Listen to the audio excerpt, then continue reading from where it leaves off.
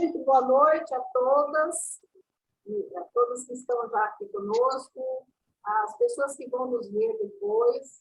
Muito boa noite para a Tânia, que está longe, bem longe de nós, né? Amiga Tânia. Ela vai expor esse tema, objeto do estudo dela, né? Impacto de depressão na espiritualidade. Ela está falando lá nos Estados Unidos, está bem longe, clima, inclusive, bem diferente do nosso aqui, né? Então, Tânia, a palavra já fica com você a partir de agora, tá bom? Seja muito bem-vinda. Tá ótimo, muito obrigada, é um prazer estar aqui na ABRAP, muitas saudades, saudades do Brasil, saudade do calor, como eu estava falando antes, aqui está nevando, né? Primeiro dia do ano que nevou, na minha frente está tudo branco, galho branco, telhado branco, tudo, mas está quentinho dentro de casa, graças a Deus, né? Então, quando a Edna me convidou para falar fazer uma palestra, né, eu ia até falar com ela sobre outro assunto, mas cada vez vinha mais forte para falar sobre a depressão e qual é o impacto dela na espiritualidade. E, por coincidência, hoje, agora, conversando com a Edna, ela disse que ganhou um livro da mãe de orações, e uma dessas orações era relacionada com o tema de hoje. Então, nós vamos fechar o nosso tema de hoje com a oração da Edna, que vai ser o que eles chamam de cereja no bolo, né? Que vai ser a cereja que nós vamos colocar no bolo, e o que eu vou fazer primeiro, eu vou dizer para vocês onde eu estou, né?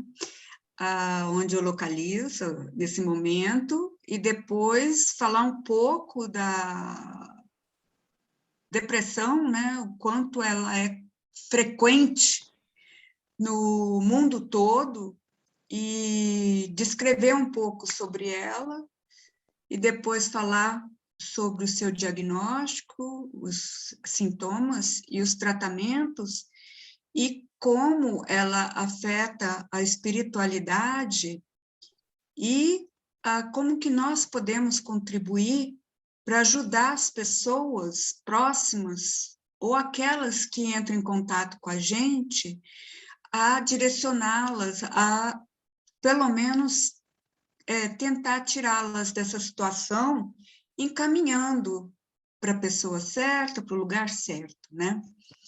Então, vamos iniciar agora. Eu estou em Salt Lake City, Utah, né? Nos Estados Unidos. Esse estado ele fica mais para o lado oeste dos Estados Unidos, faz fronteira com Nevada, faz fronteira com Nevada, Colorado, aqui é a Califórnia, né? Então, esse é o meu estado. Ele chama de Salt Lake porque ele tem um lago enorme de sal, 7 vezes a mais sal do que o oceano. E essa é a cidade cercada de montanhas. E essas montanhas é aquela que a gente estudou na aula de geografia, são as montanhas rochosas. E como são montanhas novas, que tem o pico muito alto, né? Aqui é uma terra ainda muito nova, que está ainda se acomodando, então nós temos terremotos aqui.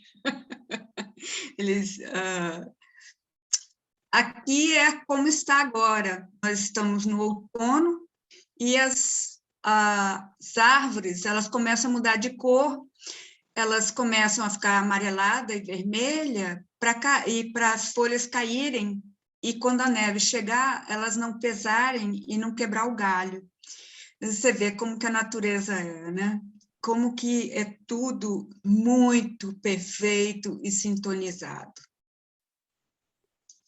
Eu vou começar a falar um pouquinho sobre a depressão, baseado na Organização Pan-América da Saúde e na Organização Mundial da Saúde, o que é um problema, né, de saúde pública muito acentuado, e os estudos epidemiológicos do Ministério da Saúde disse que no Brasil tem a prevalência de 15,5%, né, de pessoas depressivas. E mais do que 300 milhões de pessoas no mundo têm depressão. E é uma das maiores causas de incapacidade e contribui também para muitas doenças, principalmente a doença cardiopática, né, de cardiopatia. Então, aproximadamente 800 mil pessoas, elas suicidam por ano. Então, a depressão é um transtorno frequente que interfere na vida diária da pessoa em todos os aspectos. A causa dela pode ser genética, pode ser biológica ou ambientais, né? E psicológicas. Hoje em dia, a epigenética está dizendo que nós podemos calar a genética, em muitos casos, né? E tendo um estilo de vida que ajude a fazer a neutralizar esses genes, né? Então, os sintomas, a gravidade, a duração e a frequência, elas não são as mesmas para as pessoas. Então, o que acontece? Muitas vezes a gente acha que irritabilidade não é um sintoma de depressão, mas, enquanto que para outras pessoas, elas ficam mais quietas, mais na delas, não falam.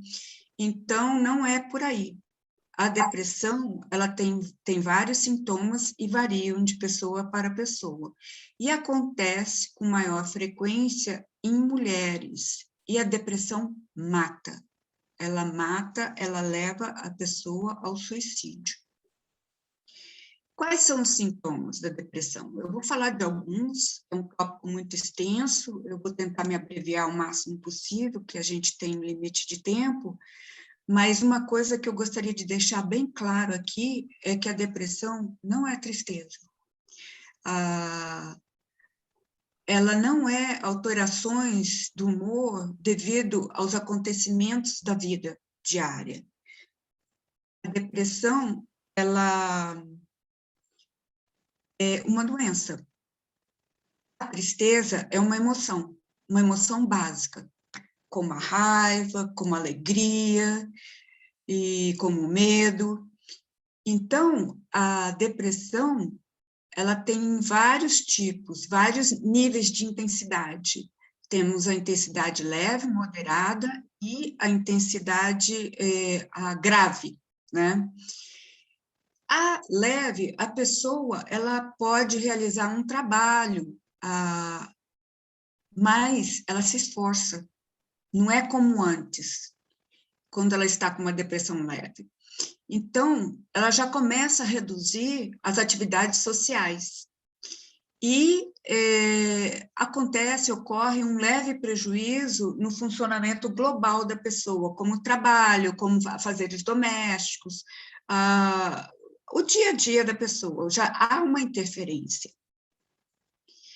Então, a grave, a pessoa, ela se isola. Aí, ela não faz mais atividades sociais e também tem dificuldade de trabalhar ou as atividades domésticas, né? Então, prejuízo no funcionamento global dela, de todos os afazeres que ela tem. Essa é a depressão que a gente ouve muitas vezes falar, que ficou de cama, que ficou num quarto escuro, que não sai de casa, que não sabe mais o que fazer para ajudar. Então, esses são os casos graves. Vou falar um pouco sobre o diagnóstico que é feito através do DSM-5. O que é DSM-5? DSM-5 é o Manual Diagnóstico e Estatístico de Transtornos Mentais. Por que é 5? Porque começou com 1.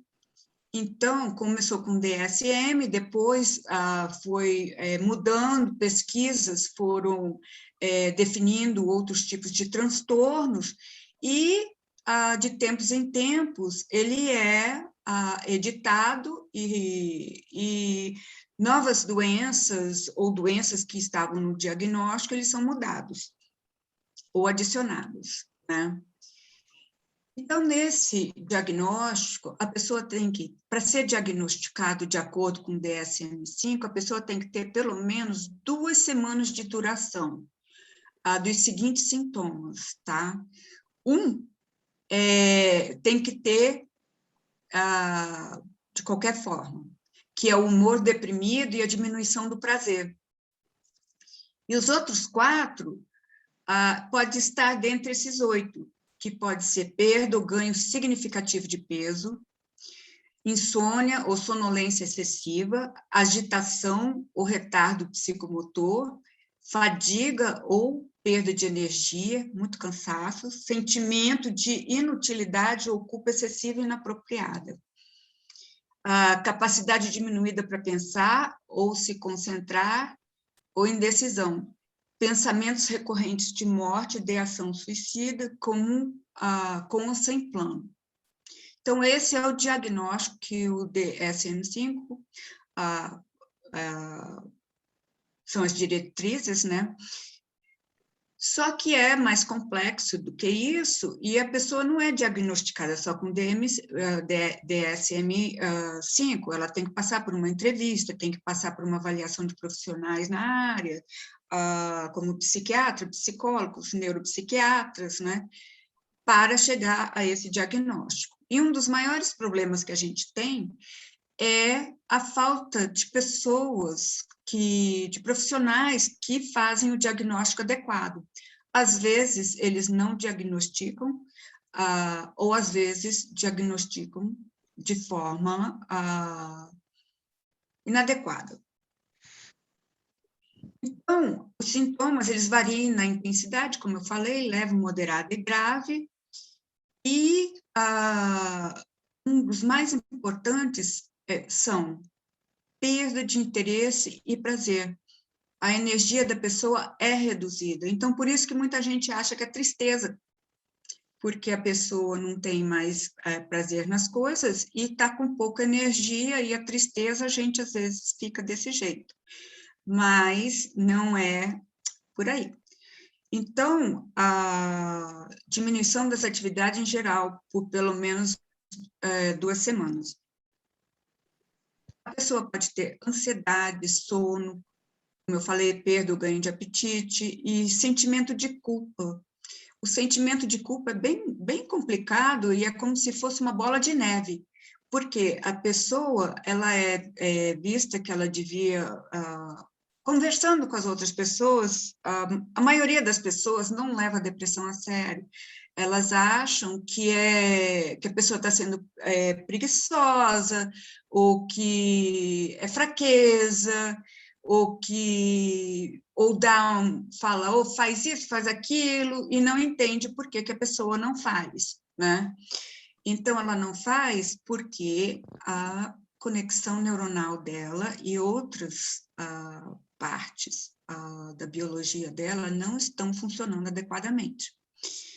Então, muitas pessoas, a depressão vem com sentimentos de culpa, baixa autoestima, falta de concentração, dificuldade de decisão, porque ela afeta o lobo pré-frontal, aonde nós temos essa parte de decisões, de concentração.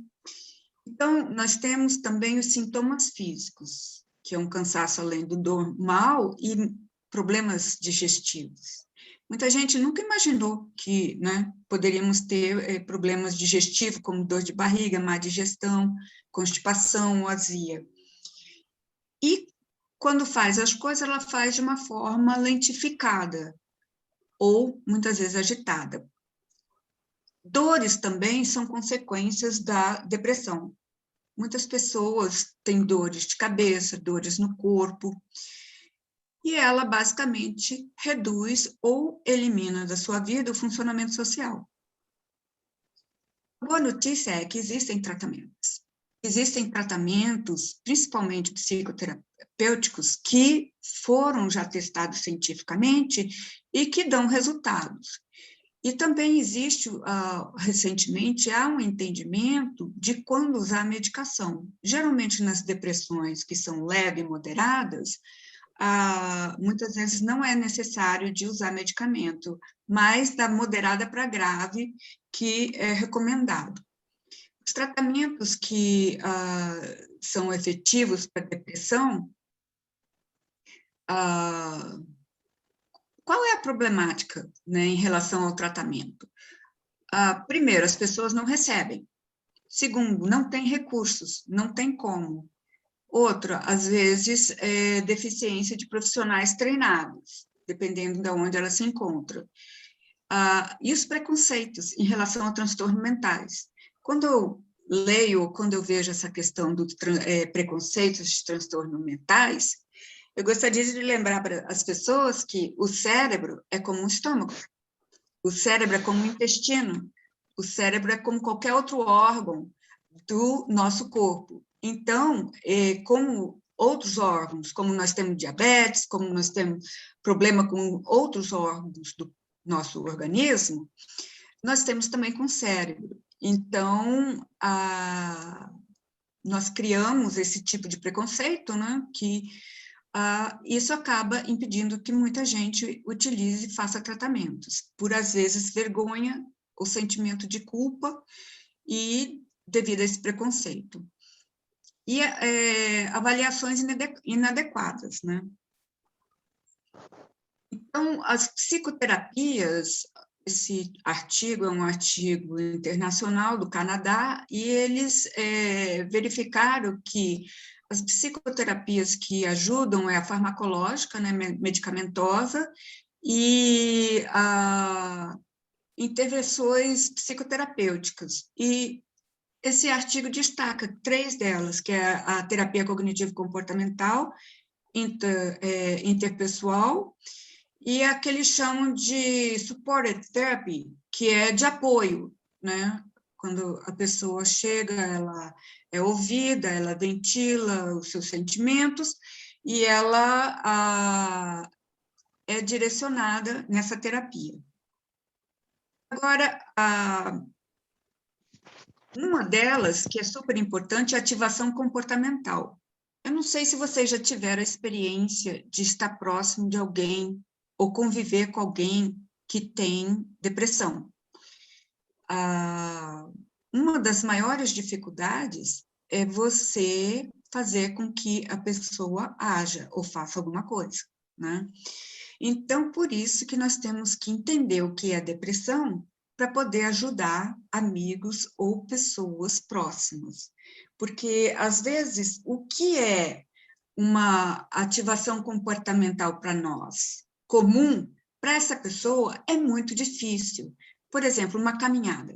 A gente fazer uma caminhada, a gente pode fazer 2, 3, 4 quilômetros facilmente, mas para uma pessoa que está deprimida, às vezes, uma caminhada em volta da quadra é muito difícil, mas se ela conseguir isso, é um grande mérito, já faz uma parte do tratamento dela, né?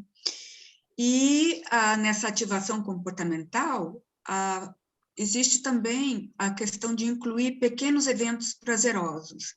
Eventos prazerosos para uma pessoa que não tem depressão é um evento prazeroso, é muito grande, às vezes, para uma pessoa que tem depressão. Um exemplo de eventos prazerosos, às vezes, para quem tem depressão, é comer um biscoitinho que ela consiga sentir o sabor, porque às vezes nem isso ela consegue apreciar esse sabor do alimento, né? E a terapia cognitiva comportamental é uma forma simples, uma forma abreviada, né? Que depende do caso, que não é às vezes não é muito abreviada. Ela avalia, desafia e modifica padrões de pensamentos típicos da depressão, modificando-os, e aprende forma de lidar com as situações estressantes e os gatilhos. O que eu gosto de O que eu estou tentando fazer aqui é que a gente não está falando com um grupo de pessoas, assim, todos que são terapeutas, mas o que é uma coisa interessante que a terapia pode ajudar a fazer? A terapia cognitiva, ela pode ajudar a pessoa a personalizar a depressão. O que quer dizer isso, personalizar a depressão? Os pensamentos negativos que a depressão traz, né? E a pessoa, por exemplo, se olha no espelho, eu estou feia, ela pode dizer, não, esse não sou eu que estou falando, isso é a voz da depressão que fala. Né? Eu não sou boa o suficiente. Isto está sendo falado pela depressão, porque eu estou depressiva nesse momento. Então, entender qual é a lente e qual é a conversa da depressão que ajuda a gente a começar a separar, a desvincular dela e ela não ter tanto poder, tanta influência, e você não entrar dentro do pensamento e acreditar que aquilo é pura verdade. Aquilo é simplesmente um estágio, um estado mental de humor que você está, mas você, a pessoa, não é aquilo. Então, por isso que eu gosto muito dessa desidentificação com a depressão. E a psicoterapia interpessoal, como que os sintomas depressivos interferem nos relacionamentos pessoais? Uma pessoa depressiva, todos os relacionamentos dela afetam. Pode ser depressão leve, moderada ou grave. Então, o seu relacionamento com o marido modifica, o relacionamento com seus amigos, relacionamento no trabalho, todos eles modificam. Então, essa psicoterapia, ela ajuda a pessoa a ver o que está acontecendo ali, né? E melhorar esse ajustamento, ajuste social. E a de apoio, eu já falei para vocês, né, como é que é. Então, resultados de pesquisas significativos desse estudo que eu apresentei logo no início, que foi feito por uma análise estatística sofisticada, concluiu o seguinte, que intervenções psicoterapêuticas são efetivas. E há tratamento para a depressão, há cura para a depressão. E apenas o tratamento medicamentoso, ele não resolve a depressão. Só tratamento medicamentoso não resolve a depressão. A pessoa vai tomar aquele tratamento, vai tomar esse medicamento por um grande período de tempo, mas não vai conseguir resolver. É importante que ela mude a sua forma de pensar, seu comportamento, trabalhe suas emoções e aprenda a prevenir recaídas de depressão. Então, como que a gente pode prevenir? Isso começa em casa. Começa com os amigos, com os familiares, e começa dando atenção, carinho, tendo paciência e identificando que a pessoa está depressiva. Porque o que acontece? Quando a pessoa começa a entrar num estado de depressão, muitas vezes, se for parente, não temos paciência, cobramos mais e essa pessoa vai aprofundando na depressão. Então, conhecimento do que é, e conseguir identificar, né, e levar, se tem dúvidas ou qualquer coisa, levar a um atendimento profissional de alguém na área da saúde. Então, outra coisa que ajuda a prevenir é aprender a lidar com perdas. Isso daí, para mim, como psicóloga, é uma das grandes coisas que levam pessoas para a psicoterapia, é não saber lidar com perda, ou, dependendo, a perda também é muito grave e a pessoa precisa de apoio psicoterapêutico. E outra coisa também é saber buscar ajuda. Não há necessidade de sentir vergonha em dizer que está depressiva e que precisa de buscar ajuda, porque a depressão, ela acontece no corpo todo. Então, é normal a pessoa ter uma gripe, não é? Ela, dependendo do estágio da gripe, ela pega e vai no médico, porque ela não quer que aquilo torne uma pneumonia. Então, a depressão é uma doença que é normal buscar ajuda. Então, conversa com alguém que confia, com alguém que não vai desdenhar, com alguém que não vai fazer a pessoa passar vergonha, que vai fazer, que ela vai levar ela a sério, né? Procure ajuda com o profissional de saúde, não deixe de permanecer conectado com a família. Mesmo que tenha eventos, mesmo que não queira, compareça, vá nos eventos, porque para evitar o isolamento. Exercícios físicos, é mais do que comprovado cientificamente que exercícios físicos ajudam na depressão. Exercícios físicos não são grandes exercícios. Uma meia hora de caminhada, você mora num condomínio, pode caminhar nesse condomínio, pode caminhar, às vezes, se não quiser sair dentro de casa, pode ligar um vídeo de algum tipo de exercício físico leve, para poder fazer e ajudar na depressão. Não usar álcool, não usar drogas. Muitas pessoas usam álcool e drogas para compensar, para tentar sair da depressão. A melhor coisa é buscar ajuda profissional. E aprender como a depressão pensa e se separar dela, como eu falei há pouco. Bom, e aí, o que esse rapaz, eu encontrei com ele numa feira aqui nos Estados Unidos.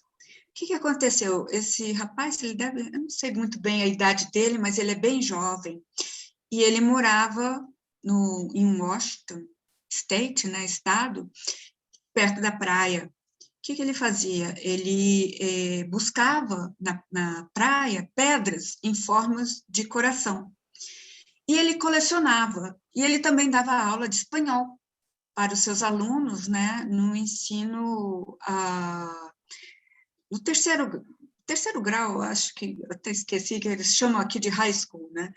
Então, e aonde ele estava morando, começou a haver muitos suicídios. O que ele fez? Ele começou a distribuir essas pedras, que em forma de coração, e ele começou e as pedras acabaram. Então, ele começou a fazer as pedras, que a gente pode ver aqui, né? Ele começou a fazer essas pedras e a continuar a distribuir, até que chegou o suicídio na família dele. Então, ele mudou para o estado de Utah, levou isso muito a sério, começou mesmo a produzir mais do que 10.000 corações, e hoje ele faz palestras em escolas de prevenção de suicídio. Então, eu estou falando, por que eu estou falando dele? Esses corações, para ele, o significado é que você importa, você é importante e você é uma pessoa linda. Isso que é o que ele tenta comunicar, porque muitas vezes acabam se deprimindo por falta de terem contato e por falta de amor, de sentir essa conexão de amor. Se você entra num lar onde tem essa conexão de amor, muito raramente vai ter essa questão de depressão, né? Então, o que eu fiz? Eu comprei um dos corações dele, né? E eu achei muito interessante que essa pedra é daqui, das montanhas de Utah, e eu estou com ela até aqui, e ela é porosa, então é para colocar um óleo para dar um cheirinho. E eu ainda não achei esse óleo que condiz com essa experiência linda, né, de ter conhecido esse rapaz e ele ter passado essa mensagem. Então, o que acontece? Agora eu vou linkar o espiritismo com a depressão. Perdemos a energia vital no organismo, né? E isso, eu tenho lido muito no Evangelho do Lar a parte de preces, de orações. essa parte de orações, inclusive para distanciar energias negativas, né? Então, na segunda preces para si mesmo, aos anjos da guarda e aos espíritos protetores, né? Eles dizem lá, antes de mostrar a oração, que existem os espíritos simpáticos, né? Que podem ser bons ou maus, e eles ligam a nós, dependendo da nossa vibração energética.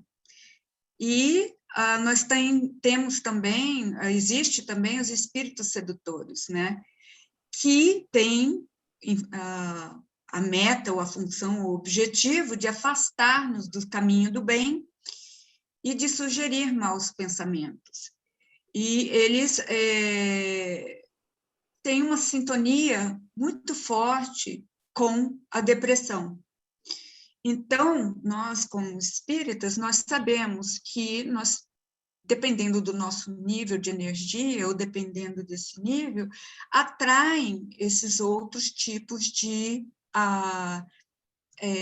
entidades ou energias, né? Então, nessa página 339 do Evangelho segundo o Espiritismo, tem preces que ajudam a trabalhar isso, que ajuda a eliminar esse tipo de energia e pedir proteção para o nosso anjo da guarda e os espíritos protetores, né? Agora, quando a gente eleva o nosso nível de energia, esses tipos de espíritos sedutores, eles se afastam porque eles se sentem impotentes para lutar contra a nossa vontade. Então, isso só depende de nós de afastarmos, porque só rezar, ou só pedir, ou só aproximar, ou só focar, não vai adiantar. Nós temos que trabalhar a mudança da nossa energia, porque muitos de nós entramos, sim, em depressão, né? Eu, por exemplo, mudando aqui para os Estados Unidos, eu passei por uma fase muito complicada.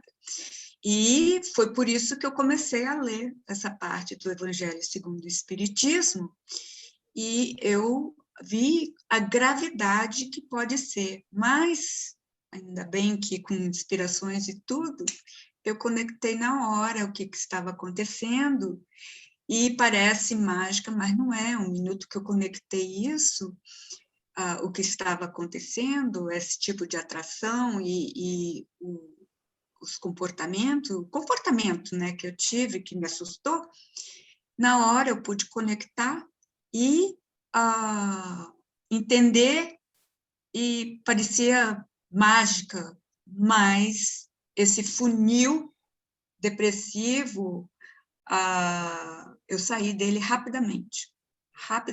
Então, por isso que eu acho muito importante a gente saber o que é, saber como se proteger e saber também como proteger pessoas ao nosso redor.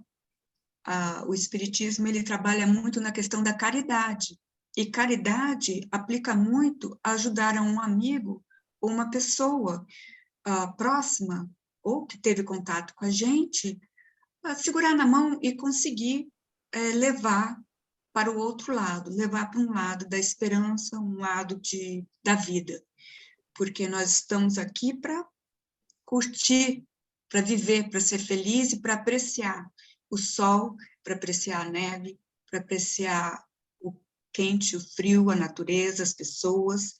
Nós não estamos aqui para ficar vivendo com esse óculos que enxerga tudo cinza, sem cor e sem luz. Então, eu queria só mostrar para vocês desse quadro que eu trouxe aqui, e dizer que quando nós temos pensamentos, temos problemas de concentração, pensamentos negativos, comportamentos que nos isolam, sentimentos que são negativos, né? Fica muito difícil de se conectar com a nossa espiritualidade, com a parte, com os nossos mentores, com os nossos espíritos e com as nossas intuições, as nossas inspirações. E principalmente quando o corpo se sente cansado e os relacionamentos, a gente foca nos relacionamentos em termos de mágoa com as pessoas, que isso também separa, né? É uma característica da depressão, parece que tudo quanto é mágoa que a gente tinha se junta todas nesse momento, e para a gente não chegar nesse funil, é importante que a gente comunique como está se sentindo, faça o que for possível de atividade física, tenta focar na alimentação a mais natural possível, alimentação de frutas, como diz, comida real, fugir um pouco dos carboidratos, porque é isso que a gente acaba correndo. Existem suplementos que ajudam, e se for o caso, a medicação existe para casos mais graves. Então, essa é a minha mensagem de hoje, e eu gostaria de abrir para o grupo, né, um bate-papo, e agora eu gostaria de saber como eu saio daqui. Deixa eu só ver. Lá em cima, no xizinho. Aonde que vai lá em cima? Stop share. Ok, eu vi. Stop, parei. Bom, gente, agora eu gostaria da opinião de vocês, de saber o que vocês pensam em relação a esse assunto, experiências, né, que seria importante para dividir aqui. Vamos passar para a Denise primeiro, que ela já levantou a mão. Ótimo, Denise. Vamos aproveitar que a conexão está boa, porque aqui na minha casa, a Edna sabe, as meninas sabem, de repente, tudo pode acontecer. Eu tenho uma amiga depressiva, né? Nós já trabalhamos junto e tal, e agora ela não está mais na mesma instituição que eu, mas nós mantemos a amizade. E você falando dos sintomas é muito, muito característico, né, de tudo que ela apresenta e passa para a gente, principalmente essa questão do exercício físico, porque eu faço caminhada e a casa dela é próximo de onde eu faço caminhada. Eu já chamei várias vezes ela para ir comigo, e ela acha um absurdo como que eu dou conta, né? Então, assim, a gente percebe que é mesmo da doença. E ela tem um sono, assim, muito sono. Ela dorme muito, sabe? Então, são situações de tudo que você foi falando e eu fui me lembrando dela. Até mesmo quando a Edna colocou o tema lá, eu achei ótimo, porque cada dia mais a gente percebe que a gente tem que saber para poder ajudar, poder lidar com isso. E a questão dos relacionamentos. Sempre tem uma situação com alguém não quer bem ela, alguém está de marcação, sabe essa situação assim, que a gente tem que ficar contemporizando? Não é bem assim. Ela vê essa pessoa, as pessoas, né, com depressão, elas vêm de uma maneira muito maior do que realmente aconteceu às vezes, mas é pela sensibilidade, né, do que ela está passando. E aí lá no início você comentou sobre a estatística de que com as mulheres acontece bem mais. Aí eu fiquei pensando, existe uma pesquisa ou já uma estatística em relação à idade que isso mais acontece? Porque a gente vê muito assim, com os adolescentes, né, e na fase adulta, mas na fase adulta existe uma maior quantidade de suicídios por depressão, ou no caso, como é com as mulheres, isso seria por questões hormonais ou não? Porque quando a gente pensa na adolescência, a gente sabe que também tem uma situação hormonal acontecendo ali, né? E que de repente não sou da área, não sei o que eu penso. De repente isso pode ser um gatilho para desencadear uma depressão ou não? A questão hormonal, você sabe se tem algo assim nesse sentido? Olha, Denilce, sim, a questão hormonal afeta a mulher de uma forma mais forte, porque, por exemplo, a mulher ela tem que lidar com vários hormônios ao mesmo tempo, que é bem diferente do homem. Tanto é que quando a gente vê um quadro depressivo em uma mulher, a gente verifica se ela deu a tireoide, é uma questão que também pode fazer parte, tem que ver os hormônios, como que eles estão, temos de hormônio do estrogênio, a progesterona, todos os hormônios, tem que fazer uma avaliação médica, dependendo do caso, inclusive se você está atendendo e começa... Eu gosto de verificar, de ver se a pessoa consegue verificar isso logo de início, porque tem, sim, influência, né? Isso, mas tem outras coisas também que são um ambiente social, né? Que a mulher vive, as exigências que ela tem de ser uma mega pessoa, e muitas vezes não é vista, né? Por exemplo, ela trabalha fora, ela trabalha em casa, ela trabalha com os filhos e tudo, e muitas vezes não é reconhecida. Então, tem várias questões que realmente que sobrecarregam a mulher, né? Sim. Agora, em termos de pesquisa, eu sei que a depressão afeta muitos idosos, né? E na questão dos idosos é muito complicado, porque, inclusive, a minha pesquisa de doutorado foi sobre isso, idosos com queixas de memória e sintomas depressivos, né? Pode ser uma uma fase pré de algum tipo de doença neurodegenerativa. Então, tem que ser tratado imediatamente, né, a questão do idoso, e as pessoas acham que é normal o idoso ser deprimido ou ficar deprimido. Não é normal. Então, tem que tratar, né? Tem que tratar em todas as formas, e também é o que eu te falei, é bem mais complexo, porque o idoso já tem comorbidade de doenças, né? E ele também toma remédios, então isso é um quadro mais complexo. Agora, sobre o índice de depressão com adultos, eu não estou familiarizada nesse momento. Essa é uma Mas, questão que me passou, porque, como você mesmo disse, a mulher ela é atarefada, né? Existem muitas situações que podem levar a uma depressão, não só a questão biológica, orgânica ali, né?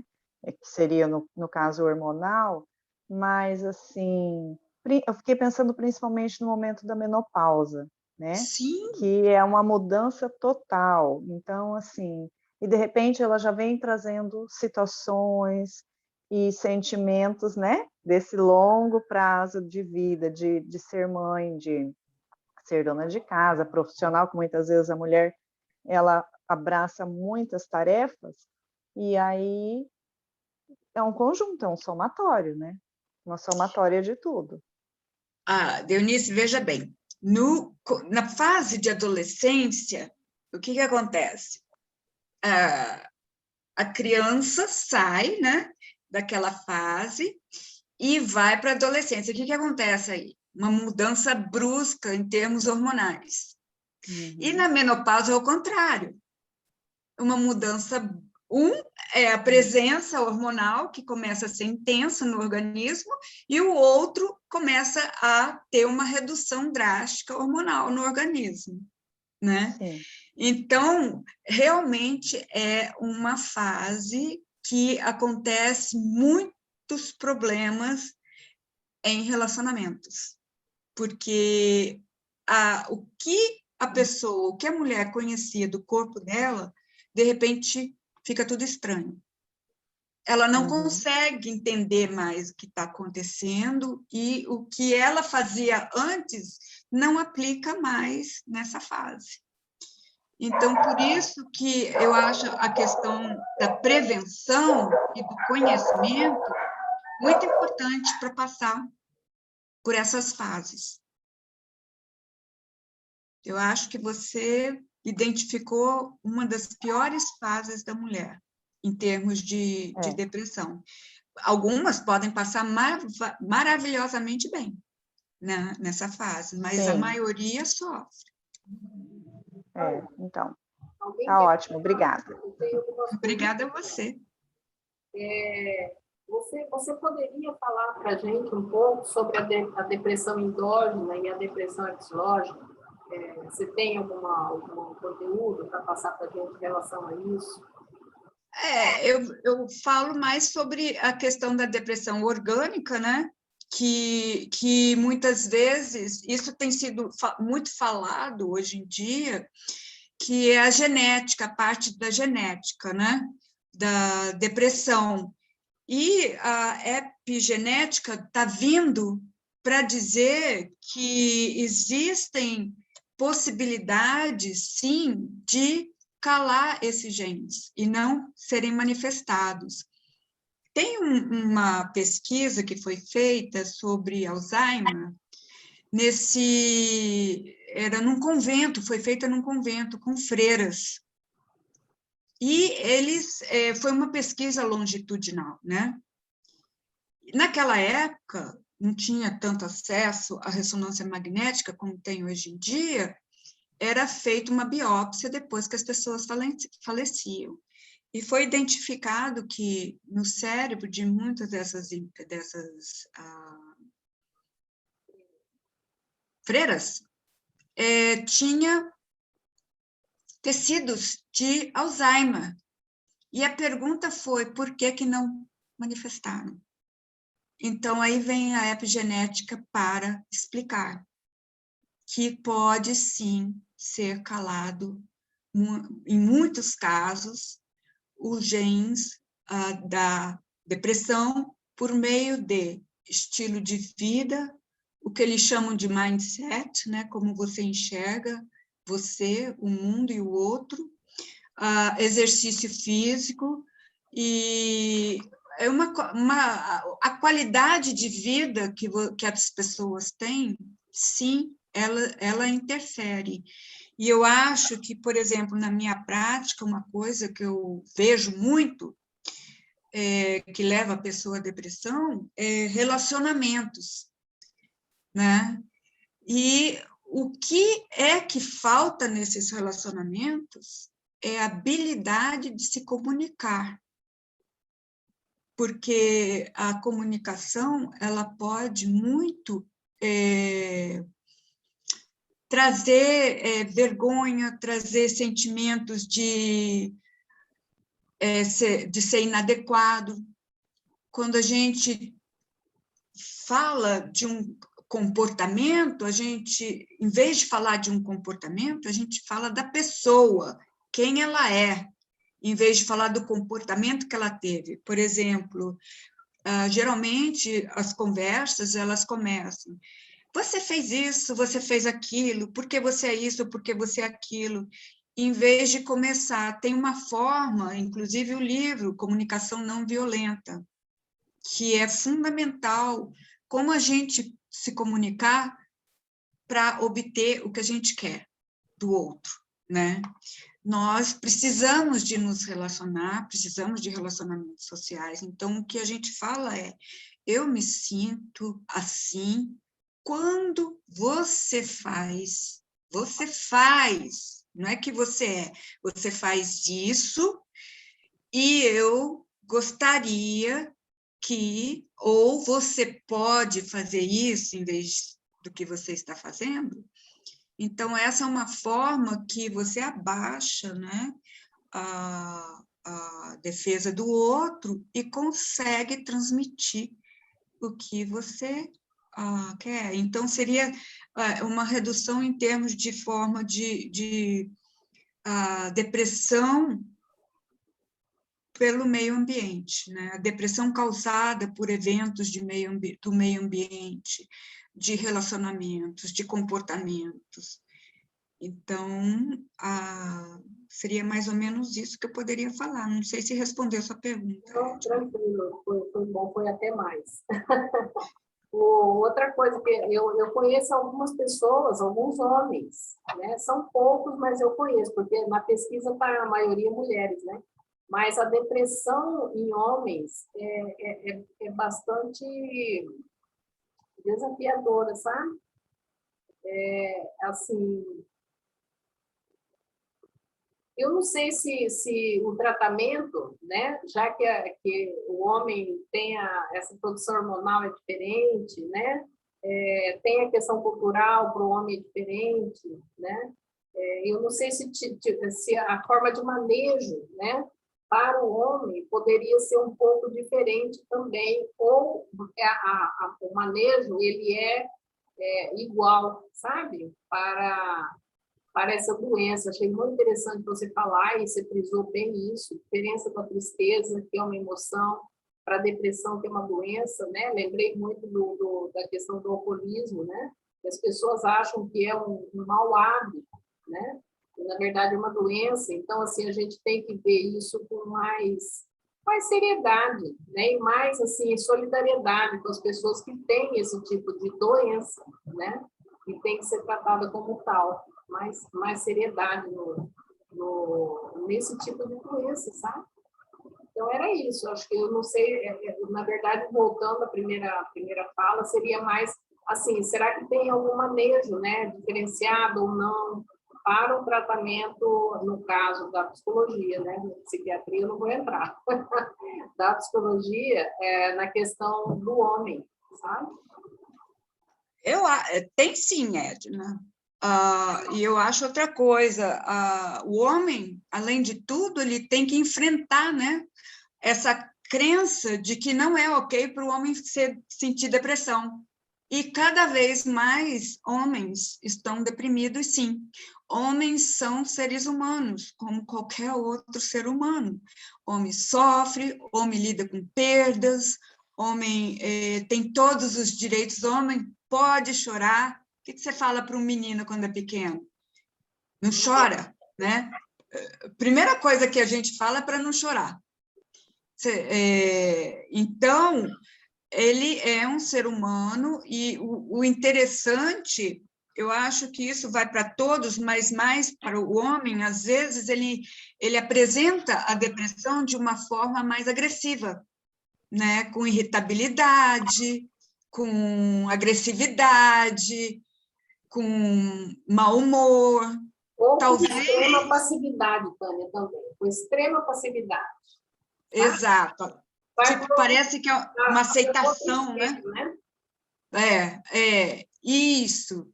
E o interessante, talvez, depende de caso a caso, uma forma interessante para o homem, como ele é um pouco mais físico, a maioria, sim, mas não são todos, a gente não pode taxar e dizer.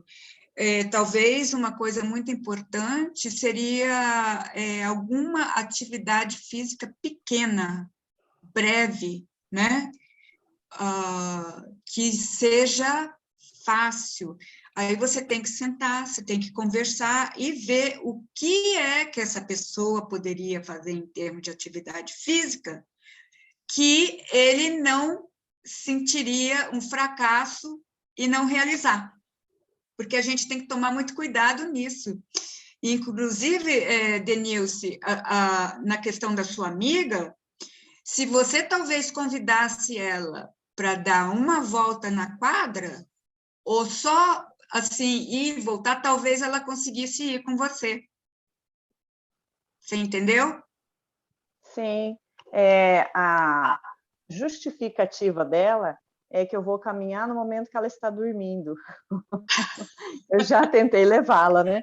Aí ela fala, não, você caminha na hora que eu estou dormindo ainda. Eu ainda não acordei, você já está caminhando. E isso que eu vou caminhar, tipo, e vai 7h30, achar 8 horas. justificativa de tudo quanto é jeito, né? Mas eu já convidei, às vezes eu vou em um outro local que é bem arborizado e tal. Olha, vamos lá, eu, né? Tentando. Ai, não, hoje eu estou muito cansada. É sempre assim, tem as justificativas. E também o engraçado, quando você falou da questão social, tem eu e uma outra amiga que a gente fica cutucando ela para sair, para não sei o quê. Vamos tomar um café em tal lugar? Olha, tem um lugarzinho gostoso. Ah, não, gente, eu prefiro aqui. E sempre a gente faz o café na casa dela. A gente leva as coisas para lá, mas ela não gosta de sair realmente, Olha, sabe? A vida Denilce, social dela isso é um é grande bem... passo, ela socializar dentro da casa dela. Ah, Por sim, incrível que ela prefere pareça, né? dentro de casa. Nossa, aceita vocês irem lá visitá-la, isso já é uma ajuda e Mas você tanto. sabe, mas eu acho que é porque ela se sente segura naquele ambiente, né? Porque ela sempre comenta assim com a gente, eu nunca tenho a roupa da moda, ou eu não sei me portar. A gente fala, que isso, imagina, não existe isso, né? Então, assim, ela é uma certa insegurança, né? Sim, Então, e faz essa parte do outra parto. amiga até fez comemoração do aniversário de casamento e convidou, né, a gente para ir. Ela só foi na festa porque eu a levei, sabe? Porque ela já colocou um monte de empecilhos. Aí a amiga que estava de aniversário falou, não, você vai com a Denilson, ela mora perto da sua casa, tenho certeza que ela vai passar lá, sabe? Sim, a gente deu um jeito dela não desistir, porque senão ela não teria ido. Então, é bem assim mesmo, a gente tem que ficar cutucando, incentivando, e mando mensagens para ela, além da mensagem do bom dia e boa noite, porque todos os dias a gente fala com ela, né? Porque para nossa maior preocupação, ela mora sozinha. Então, aí a Aí gente é sempre fica complicado. buscando. Nossa, a parte Mas da Renata levantou a mão aqui.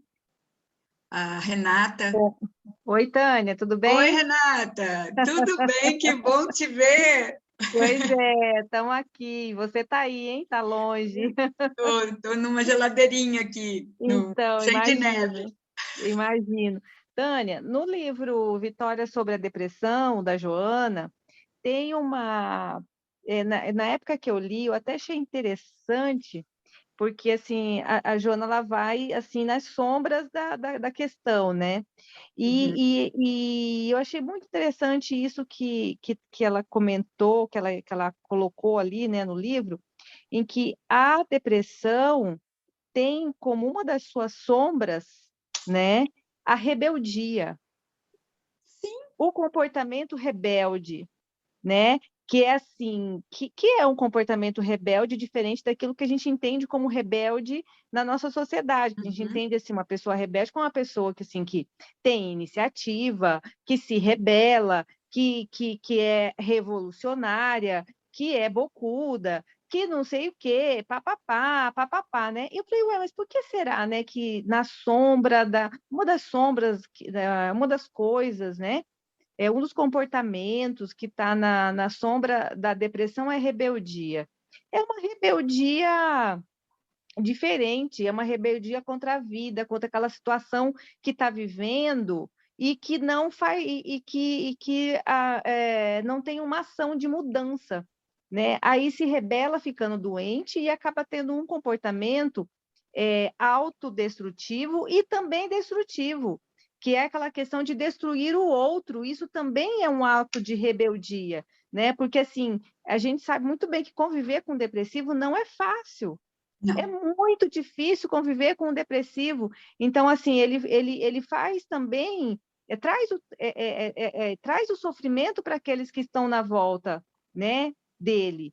Então, eu achei muito interessante essa passagem, né, no livro da Joana, ela falando, inclusive ela dedica assim, várias páginas falando só sobre a questão da rebeldia. Uhum. Eu acho super interessante o que você está falando, porque também tem, né, o que foi antigamente estudado que a depressão era uma raiva, né, voltada para si, para dentro, né? E, com certeza, essa questão de, às vezes, é o que você falou, falta de aceitação da realidade e não querer mudar, né? Então, aí vem a rebeldia mesmo. É a Com ela mesmo. rebeldia que adoece, né? É uma rebeldia de adoecimento. Então, por isso que a psicoterapia é importante, para a pessoa conseguir entender isso, né?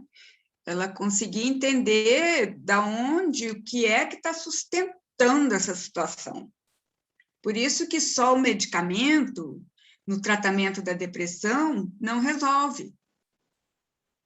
Por isso que tem que ter uma psicoterapia junto. Porque, senão, a pessoa pode mudar ou melhorar, né, por um tempo, com o medicamento, aí para o medicamento, aí depois de um certo tempo volta de novo. Por quê? Porque ela não tratou, não ensinou a pessoa a lidar com isso. Mas é muito interessante o que a Joana de Ângeles traz, né? Meninas, eu queria falar da minha experiência com essa questão de depressão, que foi uma experiência espiritual. Eu nunca fui depressiva, não sei o que é depressão, até esse episódio acontecer. Quando eu ouvi falar depressão, né, o que é isso? É uma coisa que não faz parte de mim, não faz parte da minha personalidade, né?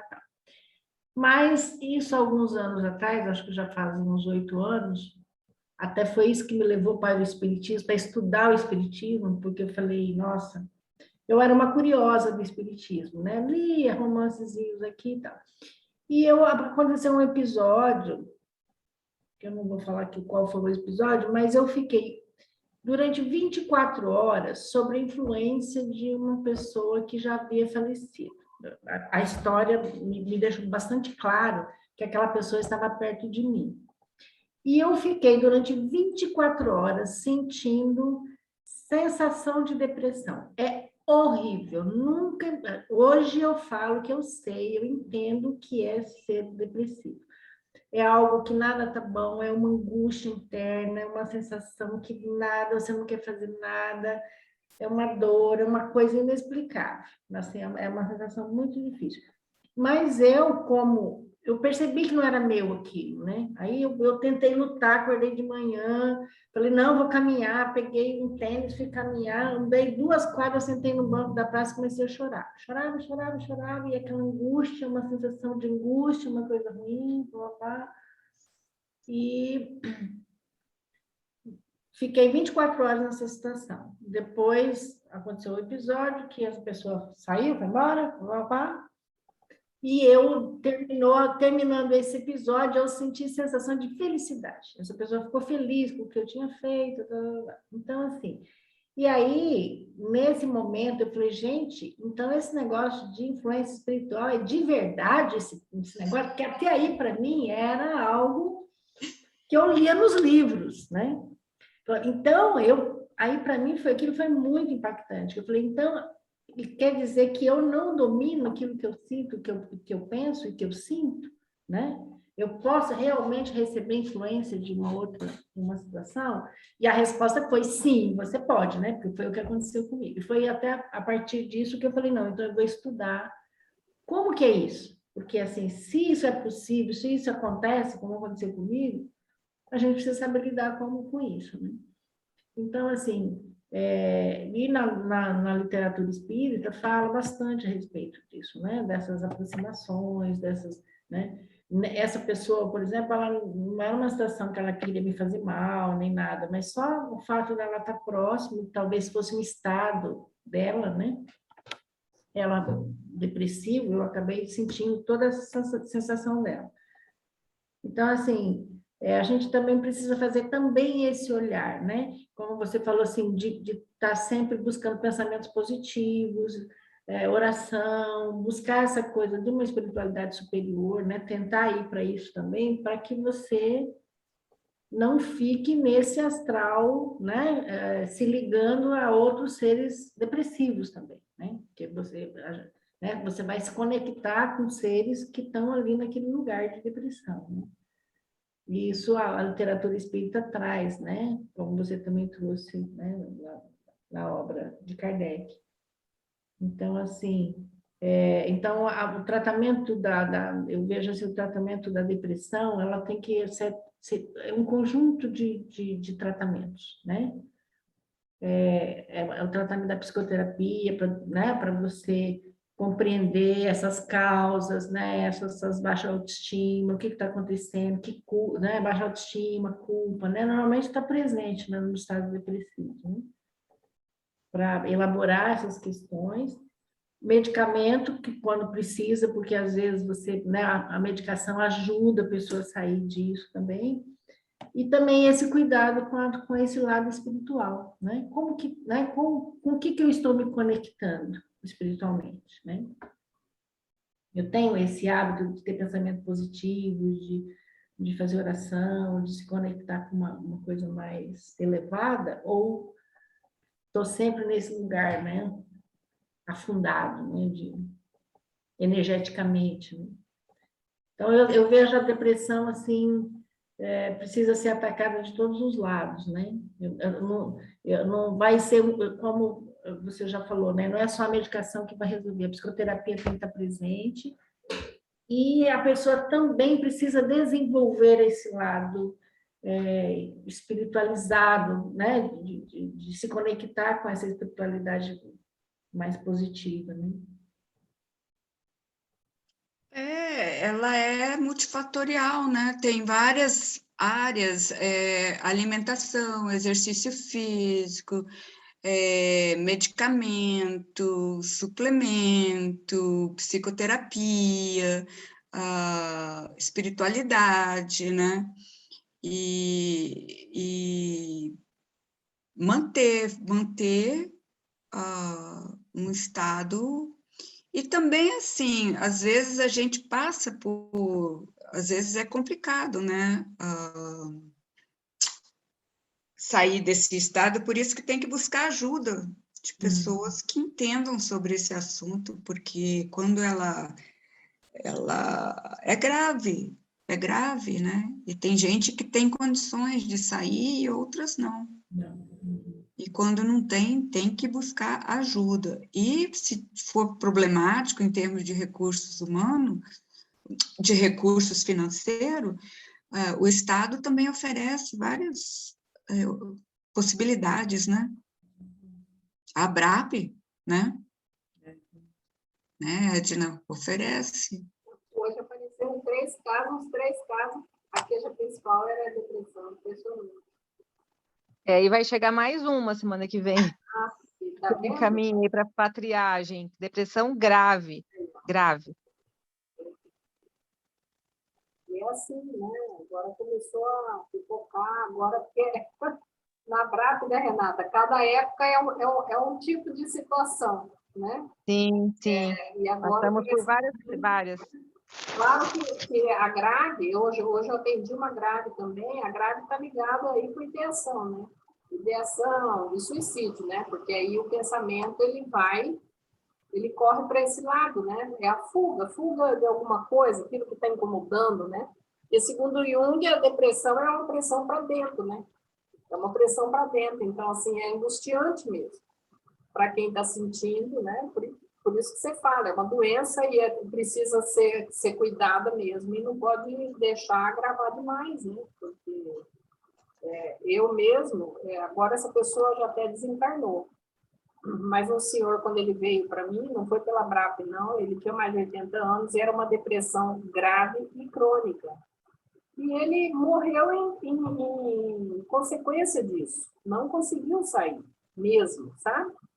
Ele estava no buraco e no buraco ficou e não conseguia medicação nenhuma. Ele ficou pouco tempo comigo, dificuldade já, porque mais de 80 anos já não escuta direito, é tudo muito difícil, é aquela questão do idoso, né?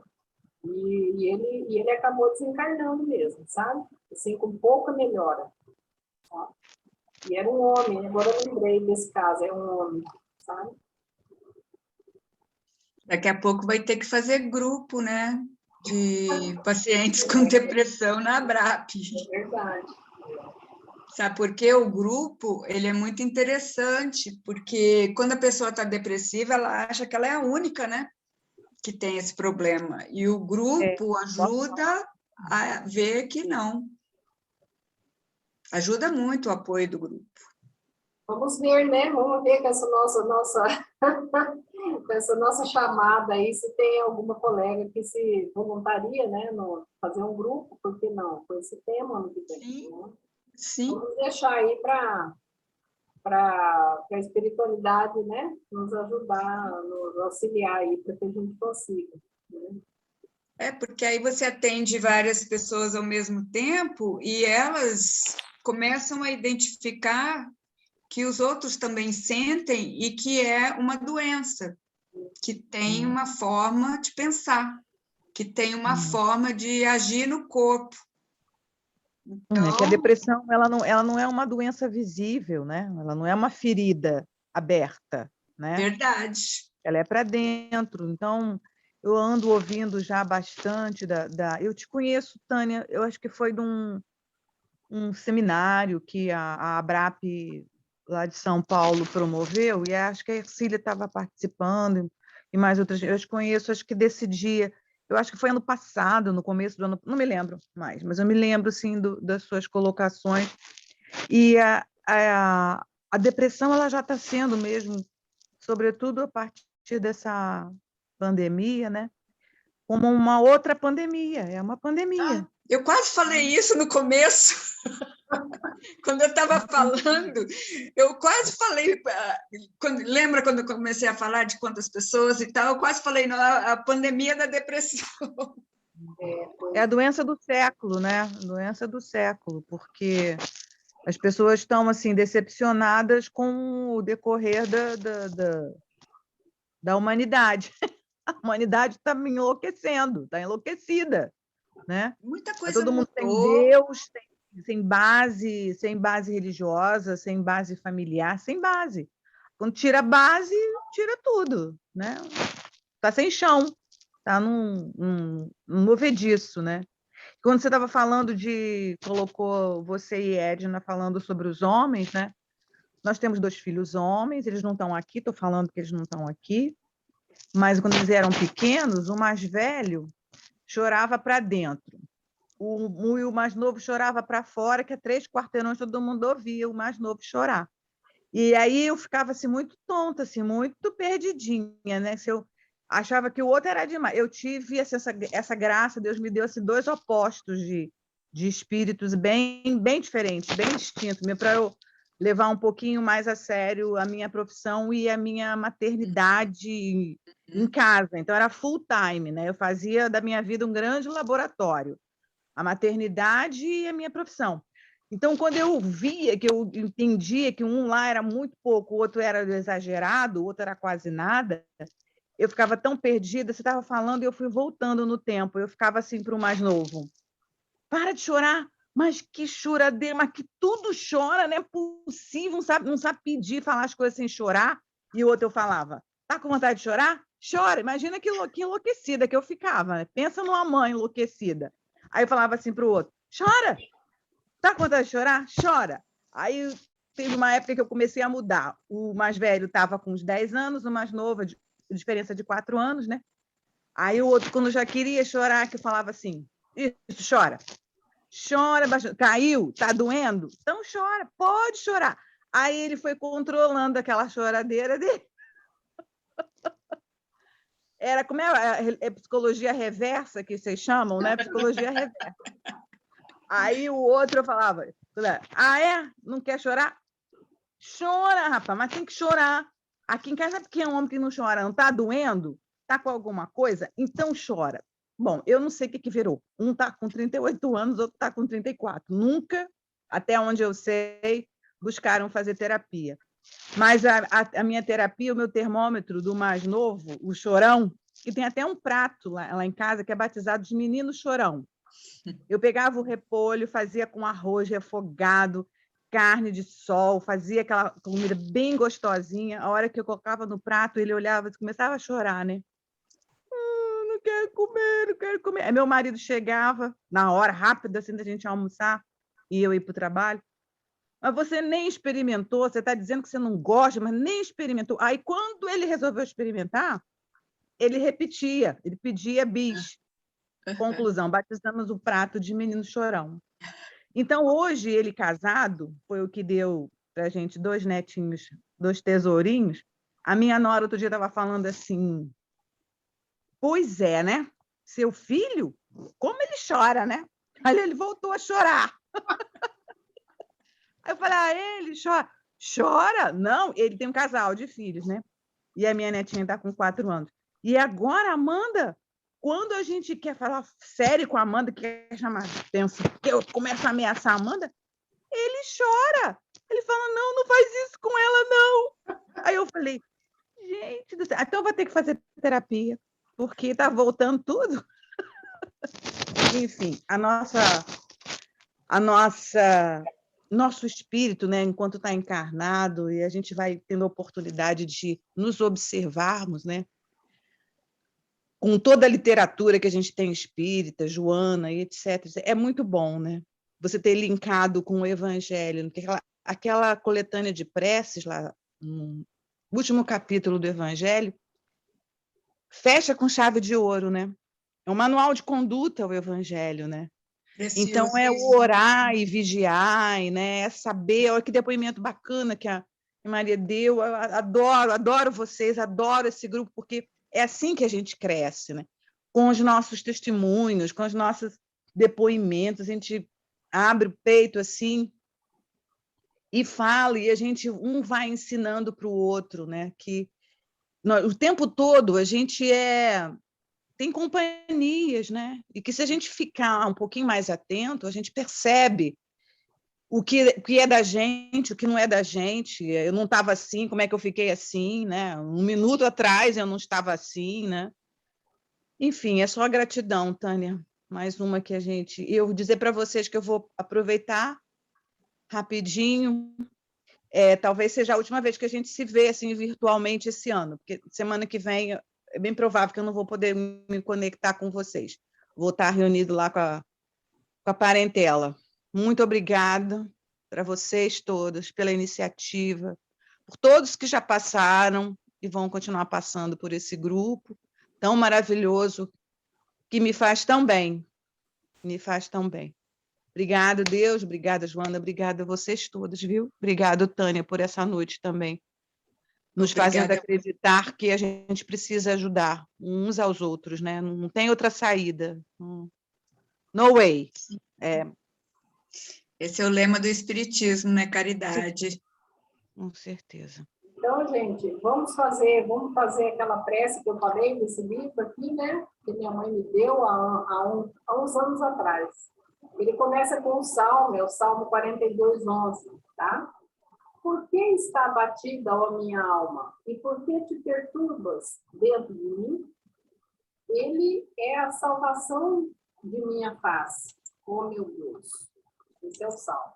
A oração é: Senhor meu Deus, Pai de amor e bondade, olha para mim, estou tão deprimido.